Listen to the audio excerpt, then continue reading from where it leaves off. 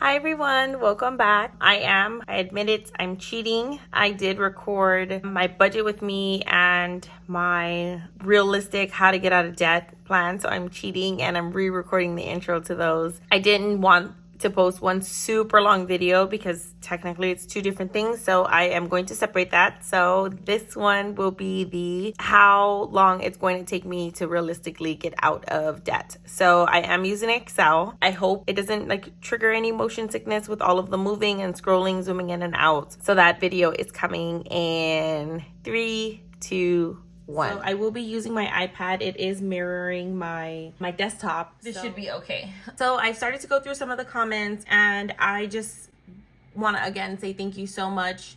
I've gotten a lot of good feedback, some great ideas on just how to slowly help me transition back into normalcy. I am looking forward to that. So the other day after I posted the September wrap up and I started to go through the comments, I mentioned in the September video that I do prefer to use Excel. Sometimes depending on where I am mentally, I can get in the zone. So I spent maybe about 8 hours. I could not go to sleep until I had it done, but it was about 8 hours. I went to sleep at 4 in the morning trying to get my Excel sheet together. So I came up with 2 different ones, one to track it and then one to come up with an actual timeline. So this beginning part is going to be my actual timeline of how long it's going to actually take me to get out of debt. I have a super huge Excel sheet. It has a lot of values and formulas and all of that stuff, but that's just the way my head works. I talked about it a little bit in the sinking fund video where it seems like, oh, you don't need to be that level of detailed with my envelopes, but I do. I feel like if I don't have them separated the way they are, it'll just become one giant mess. And that's just how my brain works. Okay, so this first one is the method. So I came up with 2 different methods. So the first one is I'm gonna zoom in a little bit more. How do you zoom in? Here we go. So this first row is the no snowball, this one here. So if I do not do a snowball and just continue to pay every single payment the way I have been, so if the amounts, if the amounts stay exactly as they are, this is what it will be.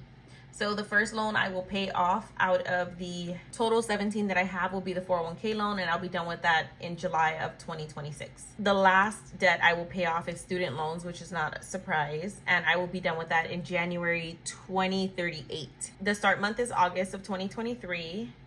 It was slightly towards the end, but that's what I'm counting as my start month. If I use this plan, it's going to take me 173 months, which equates to 14 years and 5 months. I will explain the surplus later.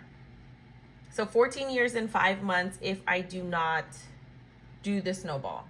If I do the snowball, so now we're looking at line number 3, the first loan I will pay off is the 401k, and this is not changing anything. Oh my gosh, I keep moving the table.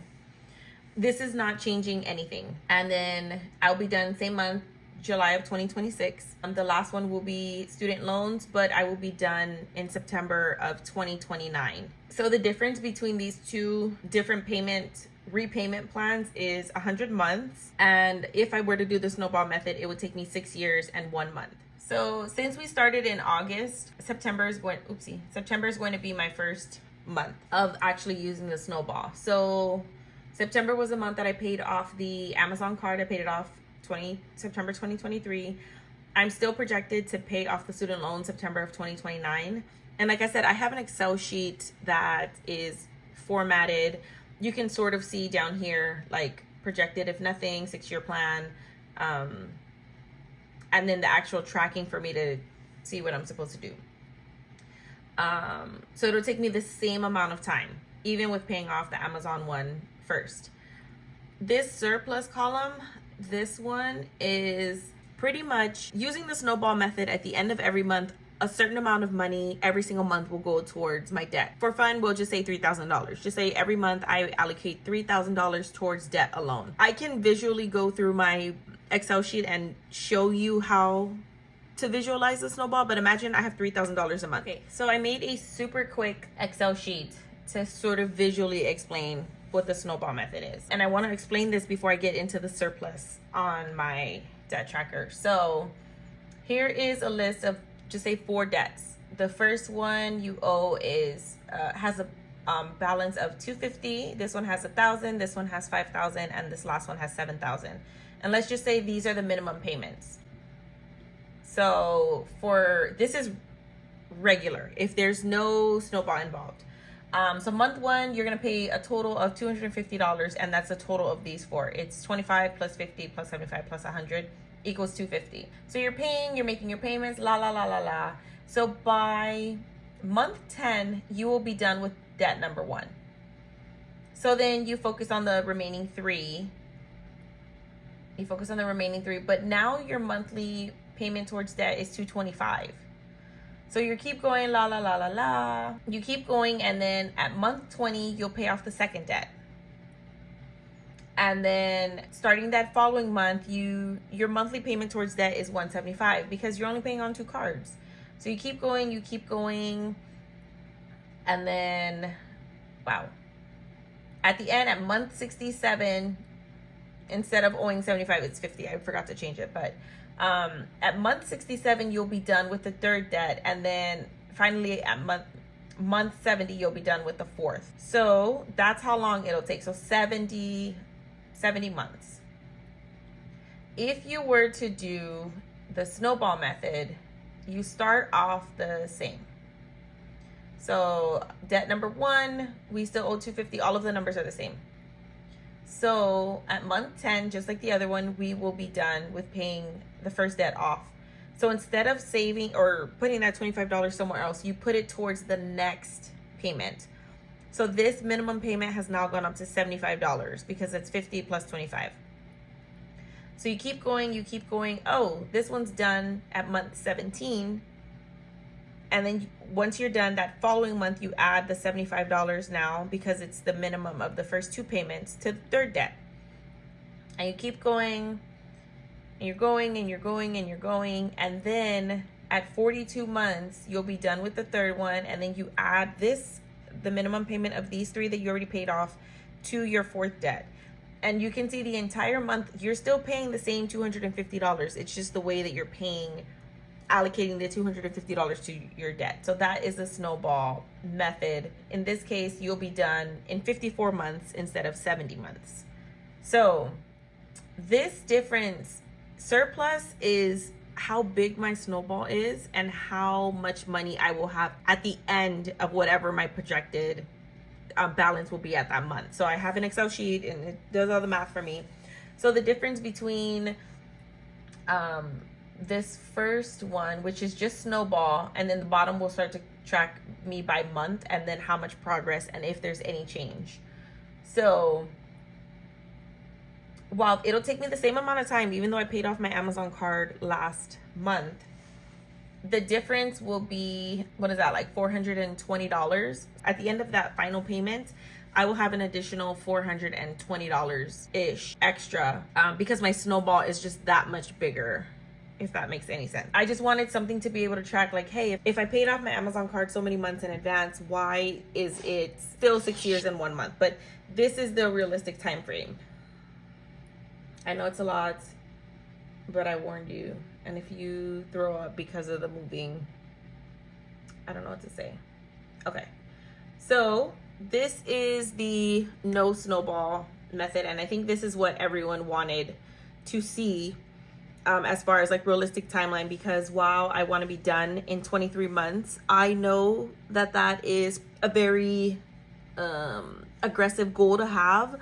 But I don't want to get caught up in the comfort of like, oh, I can get it done in 6 years. That's no time. I'll still be in my 30s. I want to set an aggressive goal for myself so that I have a reason to actually change my habits. So so this is no snowball, regular. So like I said, the 401k loan will be the first one that's paid off. That one will take me 35 months or 2 years and 11 months.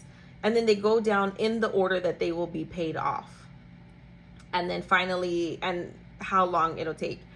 This one is a lie, Best Buy. I have the promotional rate on that. It's 0 interest, which is why my minimum payment is so low. I already peeked at the statement, and if I were to let that promotional balance end, they will charge me I have maybe about 8 more months in that promotional rate, but if I let it go and still owe a balance on that promotional rate, just right now, I already have deferred $1,700 in interest. I don't know what the interest rate is. I'm sure it's ridiculously high, but I do not intend on ever finding out what that interest rate is. So yeah, this is no snowball.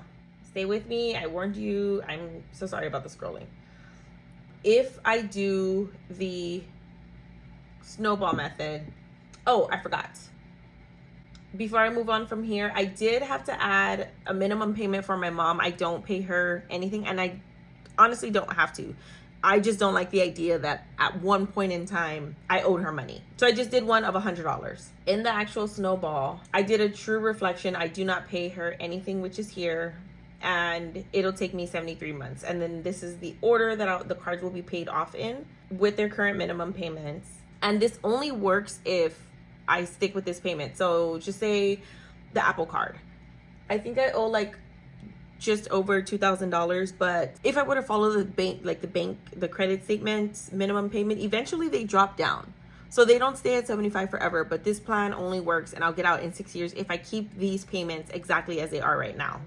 This actual projection is the exact same as the other one, except I've updated the Amazon card. This is what's changed at the top, these first three.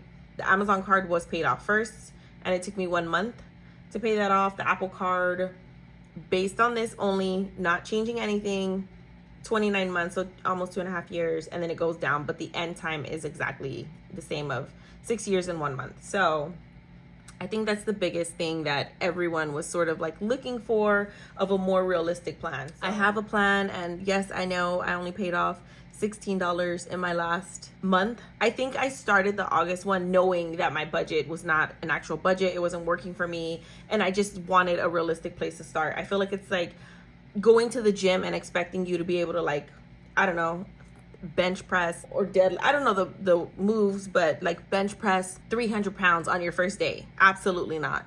Unless, I don't know anyone that can do that, but it takes some time to start to build momentum and eventually you have to get to a point where you have to push yourself. So that is currently where I'm at. So I hope you enjoyed that video. I can get more detailed if need be, but that is where I'm at now. So if I change nothing, 6 years and 1 month, and my goal is still debt-free by 33. So that's where we're at. So thank you so much. I have more videos coming, and I will see you in the next one. Bye.